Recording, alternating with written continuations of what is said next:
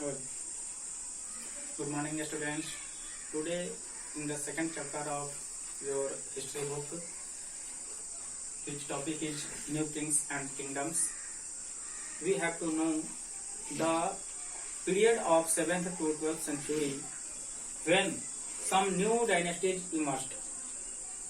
Till the end of 6th century, old dynasties such as Pallavas, Chalukyas declined and new dynasties took place. At that time, Chola, Rashtrakuta, Gurjar Pratihara, Pala, Ched, Pandya and some others. You may see them in the map given in your book or e-version of the chapter, which is provided you in PDF version. Let us know our topic: New Kings and Kingdoms. As I told, till the end of 6th century, some old dynasties declined. Their subordinates, who were known as Samantaj at that time. Samantaj. It means big landlords. You may know them as warrior chiefs, because these Samantaj have a small army and they lead them. It was expected that these Samantaj have to show their loyalty for their overlords.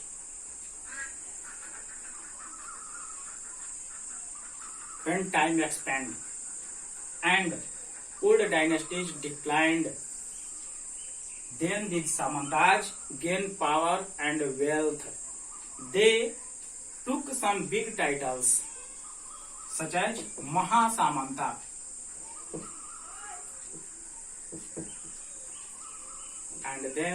and gradually they established themselves as new kings, as new dynasties. We have to focus in this chapter about the Cholas, the Rashtrakuta,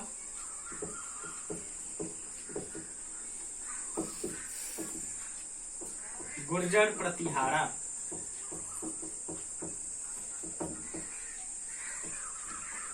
Chahmans and some others. At first, we know about the Rashtrakutas. The Rashtrakutas were the subordinates of Chalukyas.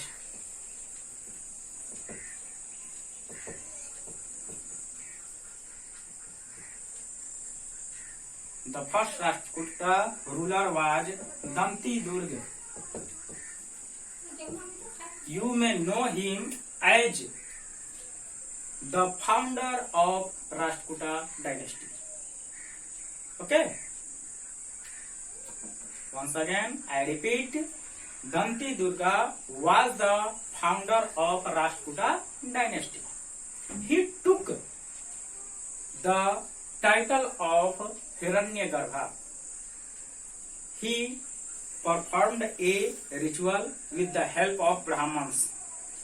Even Danti Durga was not a Kshatriya. Present time we know them as Rajputa. At that time they were called Kshatriya. Danti Durga was not a Kshatriya. By the ritual he took the title of Kshatriya. New kings took so many titles to show their power, such as Maharaja Dhiraja.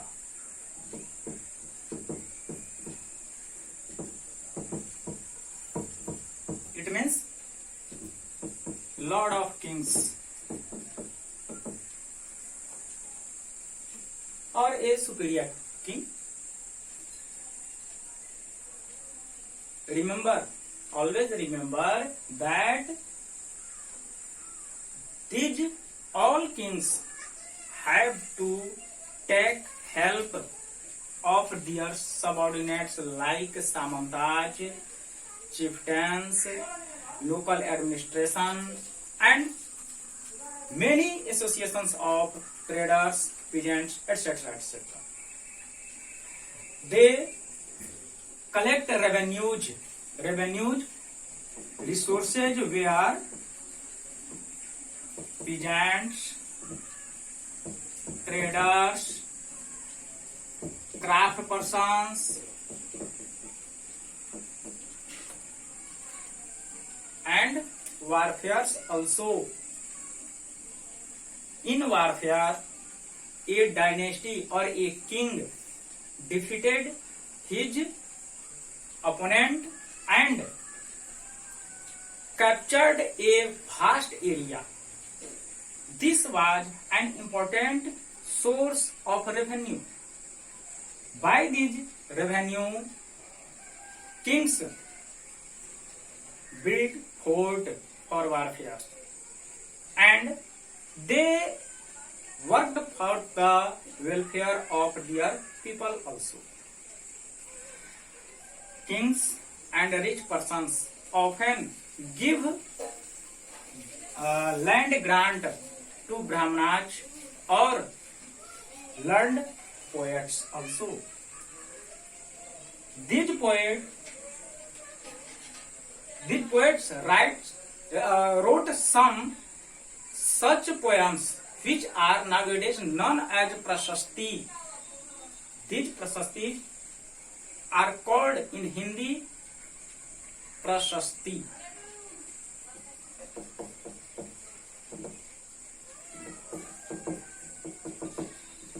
Written in praise of a king. In class 6th, you have already read about the Prashasti of Samudragupta, which was written in Sanskrit by his courtier poet Harishen.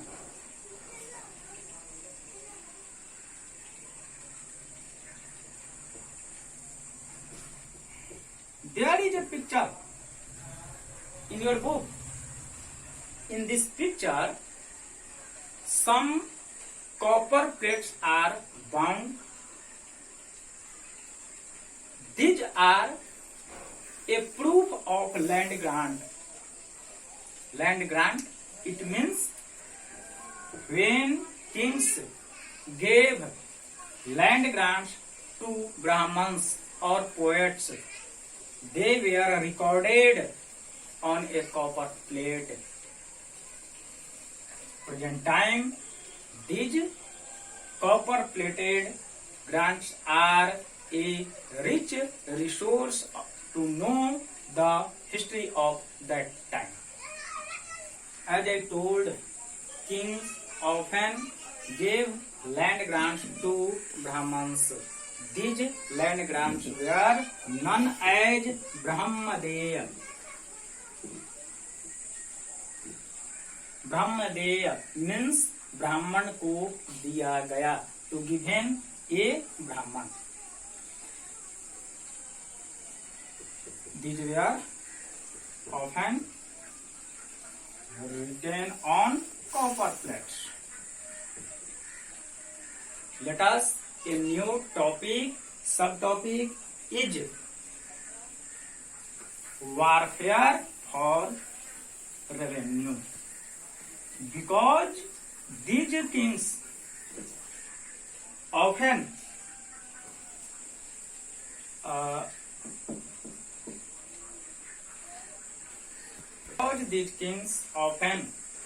involved in war to acquire those areas which may give them revenue. So,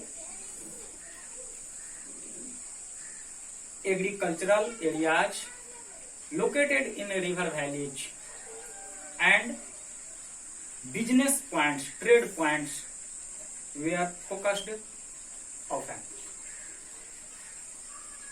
In an important such place was Kannauj, which is nowadays in the state of UP, and it is located in the Ganga Valley.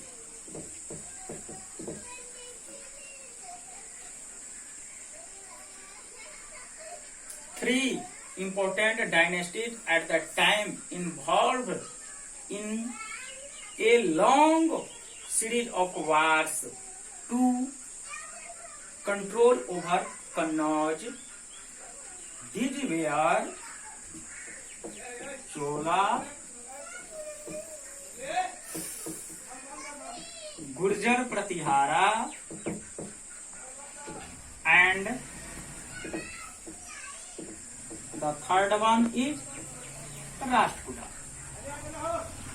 At last, Chola dynasty got success and made a vast kingdom.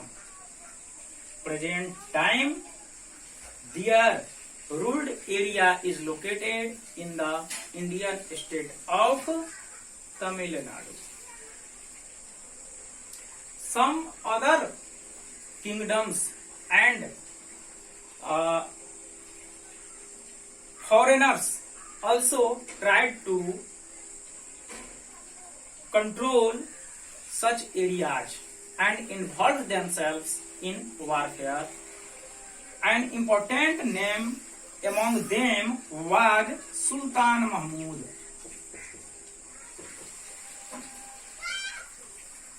Who was the ruler of Ghazni? Present time, this area is in Afghanistan, which is our neighboring country. सुल्तान महमूद, जिसे हम लोग महमूद गजनी भी कहते हैं क्योंकि वह गजनी का रहने वाला था, he attacked over India about 17 times and focused on rich temples.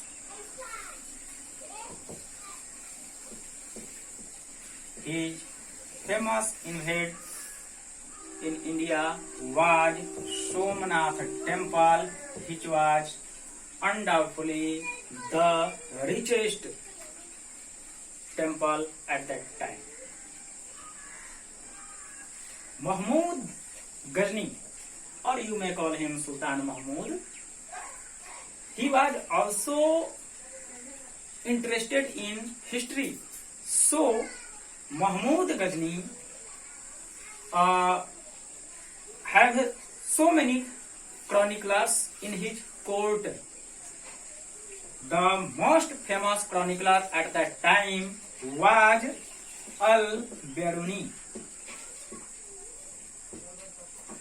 who wrote his memoir, which was famous as the name of Kitab Al-Hind. This book is a faithful resource of that time. About the Cholas.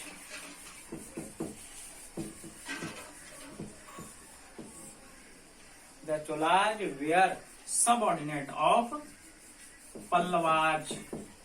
Pallavas who ruled in Kanchipuram.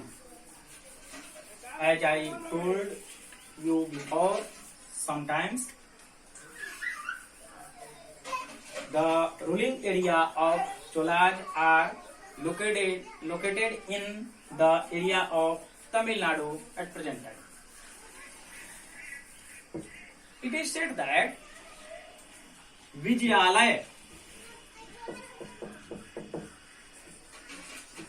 was the founder of Chola dynasty. He was the first Chola ruler.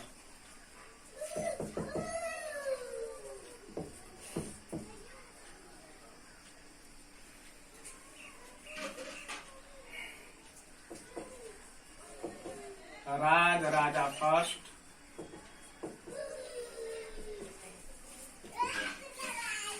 Rajendra first, Rajendra second.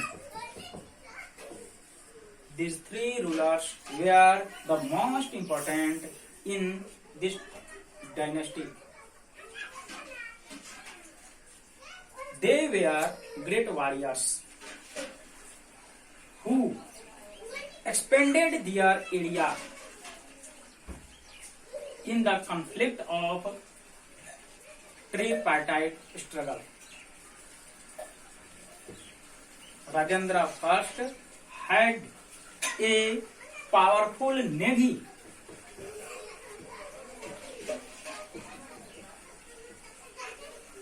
With the help of his powerful navy, Rajendra first tried to invade the South Asian countries also, and he was the first king who defeated Sri Lanka.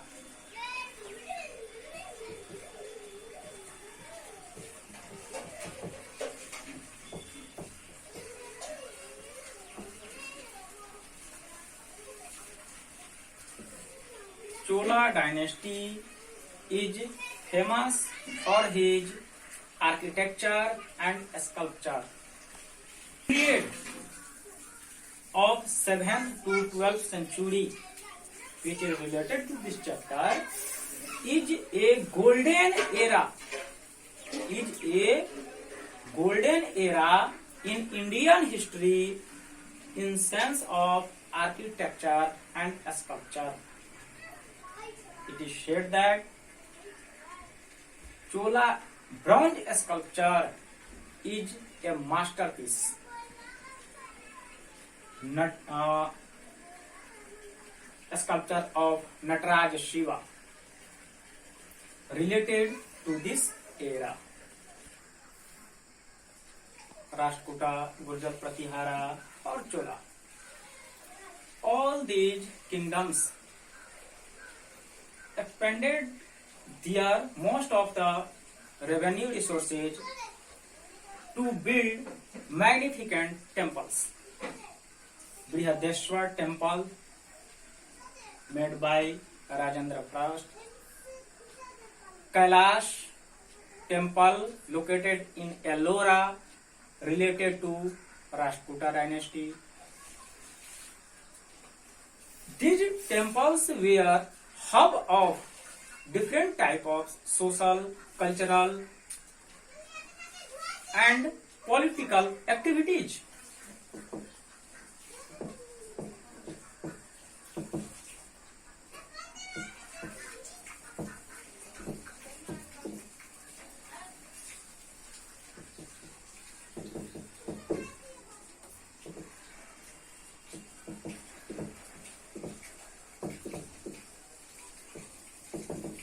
Since kings, traders, pilgrims, and many other rich persons give grants, endowed these temples with vast area of fertile land. So there were so many people related to these temples: priests, garland makers, cook, sweepers, and many others who live near about the area of these temples. There were organized so many festivals in these temples, and time to time king also participated in these festivals to prove that he is related, he is devoted to his people, he is attached with his people. So no doubt these temples were also a center, a nucleus of economic and political activities. As I told that Mahmud Ghazni attacked many times over India, and he focused, not Mahmud, but different dynasties also focused in warfare on these temples. So time to time these temples also ruined, and next rulers again and again arranged them. Let us talk on a new subtopic, agriculture. Because peasants and farmers were the most important revenue resources, it was necessary to develop agricultural land and irrigation system also. As you may see in your book, there is a map of South India. Kaveri River flow throughout the area which was under the control of Chola dynasty. Kaveri and its tributaries give irrigation facility to these areas, but it was necessary to water these crops in dry season because this area belongs to a semi-arid zone. So kings made many wells, tanks, canals, etc. to extend the agricultural land. Forests were cleared.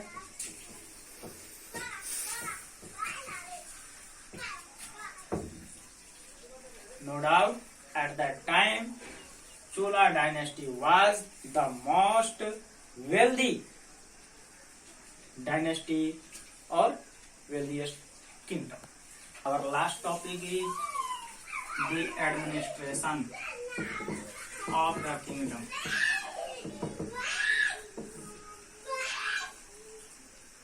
At that time, the lowest level of